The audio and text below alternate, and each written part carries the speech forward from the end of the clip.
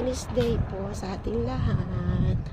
Andito po ako nag-walking sa ilalim ng araw. Maaga pa po pero napakainit po ng sikat ng araw.